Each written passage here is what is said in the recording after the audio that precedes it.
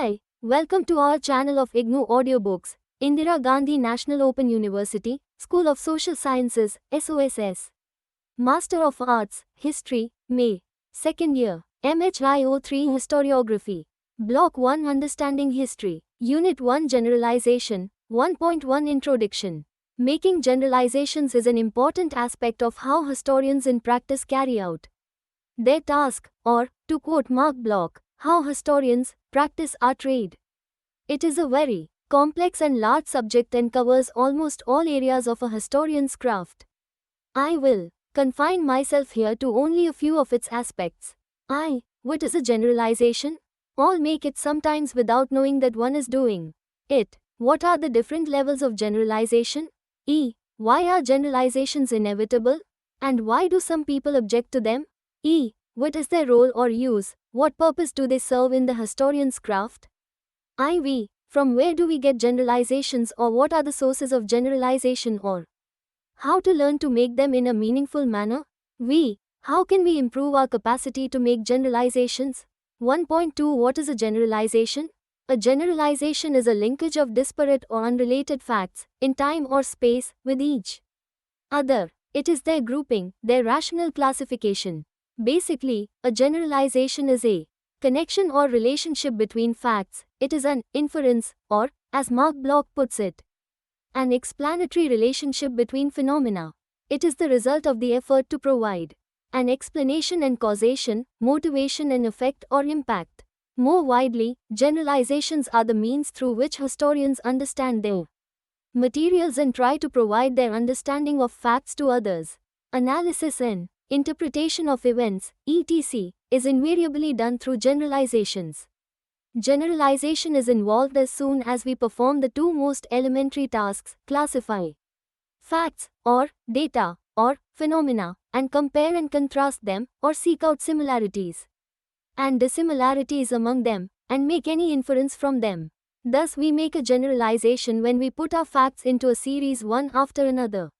For example, when we mention the caste or religion of a leader, we are making a generalization. By connecting the caste and the leader or writer, we are suggesting that his or her caste was an important part of his or her personality and, therefore, his or her political or literary work, or even the mention of his or her age. More comprehensively, a generalization occurs when we try to understand facts, or make connection between data, objects, events, records of the past through concepts and convey them to others. Through concepts, generalizations may be simple or complex, of low level or of high level. Low level: a low-level generalization is made when we label a fact or event, or classify it or periodize it. For example, labeling certain facts as economic, or certain persons as belonging to a caste, region or religion or profession, or saying that certain events occurred in a particular year or decade or century.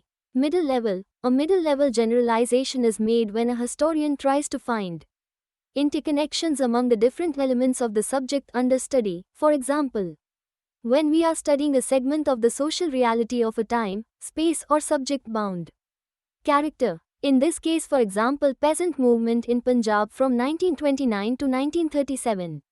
The historian may at the most try to see the backward and forward linkages or connections, but confining himself strictly to his subject matter. Themes such as class consciousness, interest groups, capitalism, colonialism, nationalism and feudalism cannot be tested in a research work except through middle-level generalizations, such as relating to workers in Jamshedpur in the 1920s, growth of industrial capitalism in India in the 1930s, labor legislation in India in the 1930s. Wide generalizations or systematizing or schematizing generalizations, these are made when historians reach out to the largest possible, significant connections or threads that tie a society together. These historians try to study all the economic, political, social, cultural and ecological linkages of a society in an entire era. The historian tries to draw a nationwide or society-wide or even worldwide picture of these linkages, even when he is dealing with a narrow theme. Quite often, even when a historian is studying a narrow theme, wide generalizations lie at the back of his mind. For example, Quite often, when a European scholar studied a specific social or religious aspect of an Asian or African society, a wider Orientalist understanding of Asia or Africa lay at the back of his mind. Similarly, quite often when a British scholar studied or even now studies the economic history of an Asian country for a specific period, a wider understanding of colonialism lies at the back of his mind. The widest form of wide generalizations is the study of a social system.